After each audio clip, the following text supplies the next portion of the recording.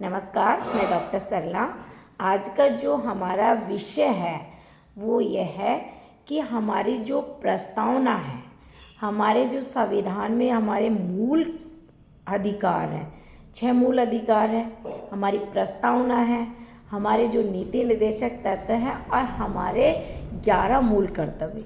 ये 4 टाइटल इतने महत्वपूर्ण हैं कि आप कोई से भी कंपटीशन में आप देख लीजिए कि चारों टाइटल में से क्वेश्चन आए हैं। और उसके साथ ही जो स्टूडेंट से मैं ये निवेदन करना चाहूँगी कि जब भी आप सुबह मॉर्निंग में उठते हो तो डेली प्रियम्बल को पढ़े, नेक्स्ट डे चाहे आप फंडामेंटल ड्यूटीज़ को पढ़े, फिर आप तैयारी कर रहे हैं तो 2-3 दिन में बार बार हमारी संविधान की प्रस्तावना को अच्छी तरह से एक एक शब्द का अर्थ समझ के लर्न करें। हमारे जो मूल अधिकार हैं उनको अच्छी तरह से बार बार रिवीजन करके उनको एक एक मूल अधिकार को ढंग से समझे, उनके वर्ड्स क्या कहना चाह रहे हैं, हमारे नीति निर्देशक तत्व को अच्छी तरह से लर्न कर लीजिए। और मूल कर्तव्य देखो, हमारा जो भारतीय संविधान है कितना खूबसूरत संविधान है। और यहाँ तक कि हमारे जो संविधान का जो पहला ही मौलिक कर्तव्य है वो देखो कितना अच्छा है कि हम संविधान, भारत के प्रत्येक नागरिक का ये मूल कर्तव्य है कि हम संविधान का पालन करें। भारत के प्रत्येक नागरिक का मूल कर्तव्य है, भारत के प्रत्येक नागरिक का मूल कर्तव्य है कि हम संविधान का पालन करें, उसके आदर्शों, उसके संस्थाओं, राष्ट्रध्वज और राष्ट्रगान का सम्मान करें। कितनी बड़ी बात कही गई है। यदि हम भारतीय प्रत्येक नागरिक यदि इस पहले ही मूल कर्तव्य को फॉलो कर लेते हैं तो मुझे नहीं लगता कि हमारी प्रॉब्लम क्रिएट हो सकती है, हमारे साथ कोई प्रॉब्लम क्रिएट हो सकती है। यदि हम संविधान को सही मायने में, प्रस्तावना को समझ लेते हैं, उसके एक एक वर्ड्स को समझ लेते हैं, और हमने ये चारों ही टाइटल हमारे पिछले वीडियो में आप रिसर्च करके इनके एक एक शब्द को मैंने एक्सप्लेन कर रखा है।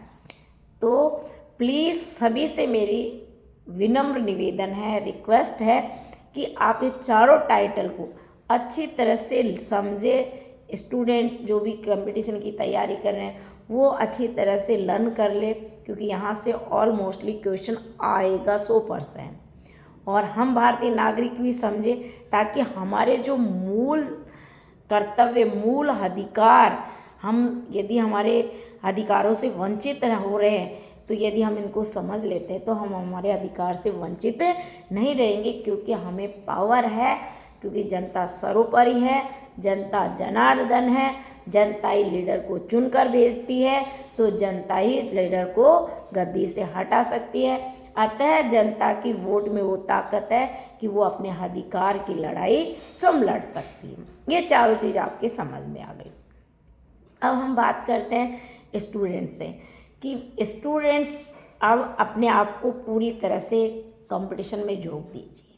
देखिए, अभी जो 3 दिसंबर को इलेक्शन हमारे रिजल्ट आएगा, 25 नवंबर को हमारे राजस्थान में चुनाव हुए हैं, वोटिंग हुई है, तो उसका रिजल्ट 3 दिसंबर को है।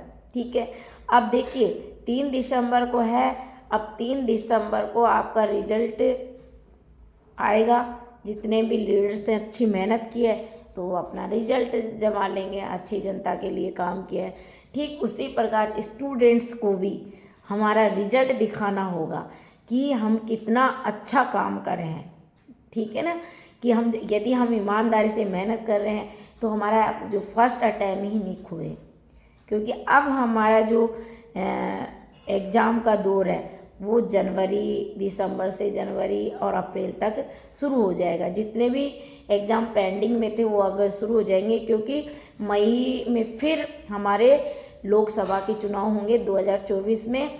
इसलिए आप अपना जो ये अमूल्य समय है वो अपने आप को पूरी तरह से लॉक हो जाइए, अपना कंट्रोल, रिमोट कंट्रोल का स्विच ऑन और ऑफ दोनों अपने हाथ में रखिए, और थोड़ा सोशल मीडिया से दूरी बना के पूरी तरह से कंपटीशन पे फोकस करिए, आपके एग्ज़ाम पे फोकस करिए, ताकि आपका कम समय में बेहतरीन रणनीति बनाकर तैयारी कर रहे हैं तो कम समय में आपका सिलेक्शन हो जाएगा। इसी के साथ थैंक यू सो मच।